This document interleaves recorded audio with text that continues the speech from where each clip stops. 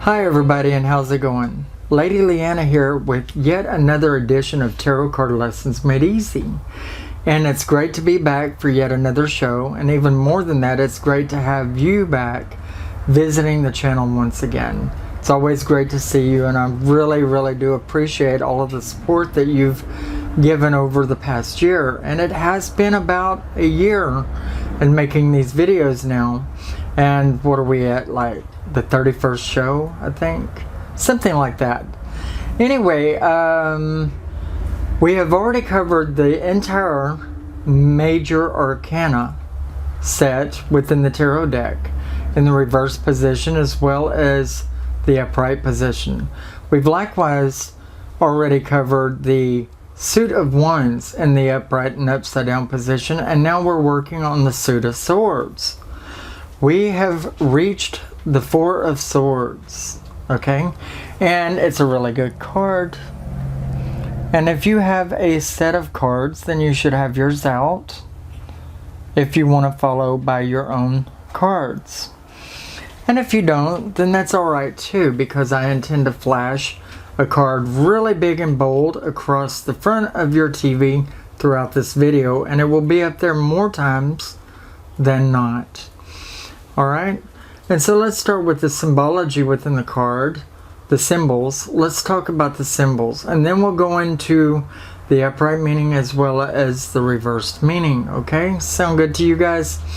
Alright, first off, we have what appears to be a knight laid out on the top of a coffin. And there is a sword either etched in the side or hanging on the side horizontally underneath him. And he's looking straight up, and it looks like he's either praying or he's pondering very deeply. And there are three swords that actually meet his eye, and then a stained glass window to the left of that. The stained glass window having two sides to it, and that could be very relevant here, and I'll go into that in a minute. It is a stained glass window, which means it isn't always clear, and that could be relevant. The colors within it are red, green, and white. There is a saint, an adult saint, which is staring down at a shorter person, which would appear to be a youth, in my opinion, but not necessarily always the case. Maybe a smaller person. Alright, so what could this mean? Well, the knight is fully garbed except for his helmet, which may mean that he doesn't have the need anymore for the security of his suit, or that he had to take it off so that he could see more clearly all the way around him. But we'll embark on this little venture here now. Alright, you have two compartments to, if it weren't painted or stained glassed, a clear window. Windows are generally a symbol of sight, to be able to see from, see out of, see through, or even light shining in on. Okay, which could be very significant as to knowledge and wisdom, spirituality, or just higher thought, seeing clearly into either the conscious, the subconscious, or the superconscious. But you have reds, greens, and whites, or clears within the window, but I would call it white in this particular case because he is dressed in white.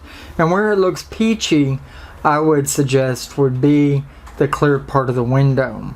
White represents purity, honesty, modesty, truth, okay? And red would generally be your more sexual natures, adult knowledges and wisdoms, rapidity or haste. And then your green would represent knowledge and wisdom, growth within the self. Okay, so very important there, because there is acknowledgement of different aspects of the self within that.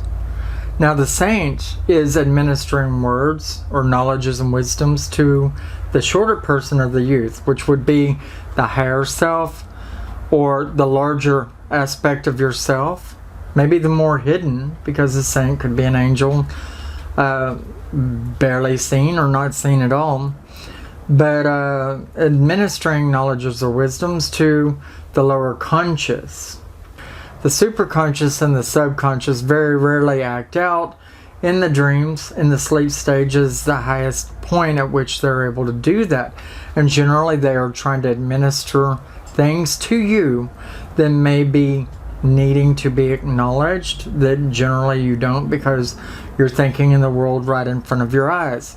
Such as the knight looking up at the three swords pointing down at his face. He's looking at those. What if those were smaller issues, but were there around him so much that he is bedazzled, for lack of better terms, into looking at those and ignoring the sword that's laying horizontal below him? There could be even more of a danger to him, who knows? Or maybe just the larger problem that's unseen because he's looking too much at the ones that are above him or right around his face.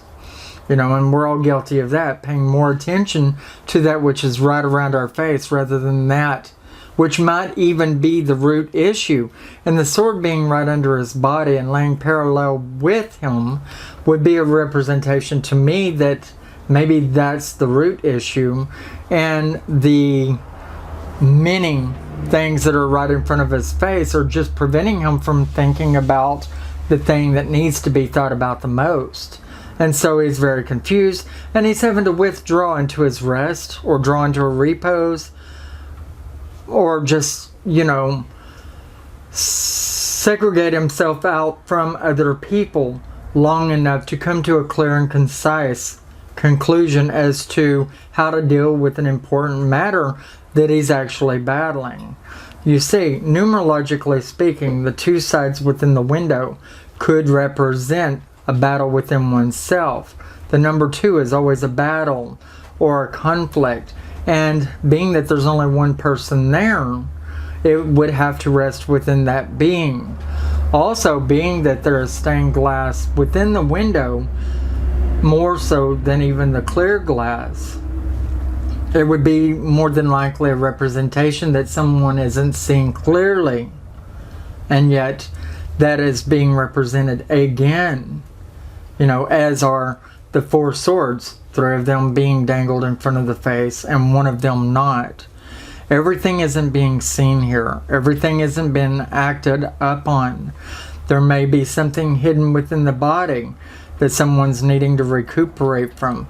Notice the knight is on top of the coffin and not in it. So maybe he is a step above death. Maybe he's wounded or in trouble. He's in convalescence, trying to recuperate from an illness or whatever, but isn't going to die more than likely, you know. But obviously he is needing to heal. He is needing to draw back to recuperate. All in all, it does indicate that he's going to have to set up eventually and take responsibility for his part in whatever the situation is. Deal with it, get it done with. But he had to think clearly, and so drew back to be able to think clearly. Alright?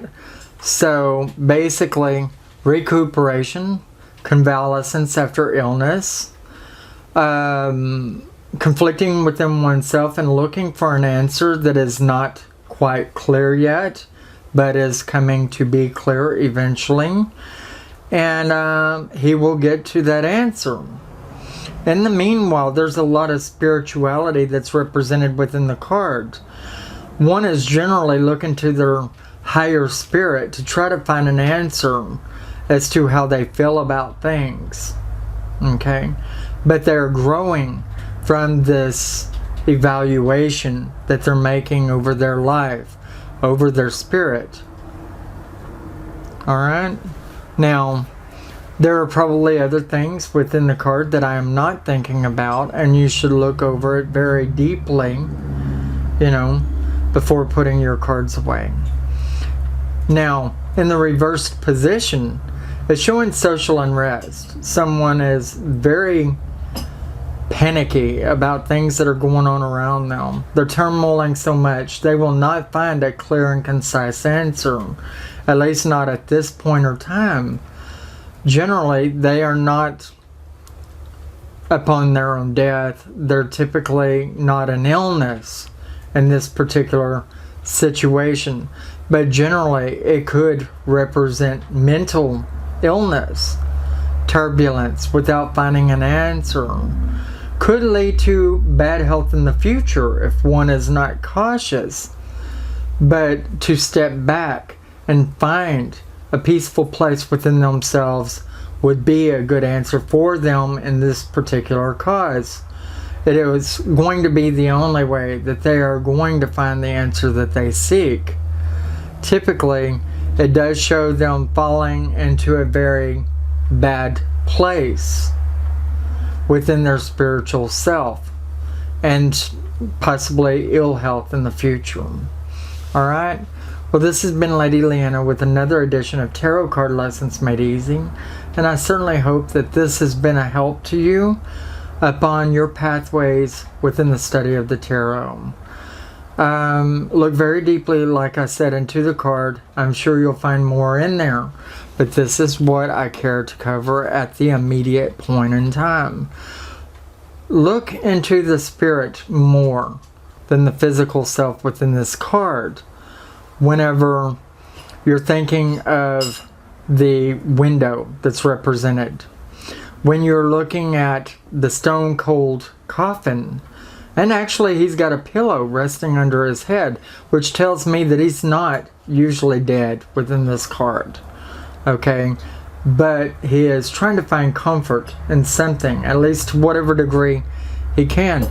And so he's stepping away from something so that he could figure it out more deeply. And he's reaching into the subconscious or superconscious even now to help direct the conscious. Okay? Bright blessings to you and merry part. Bye-bye.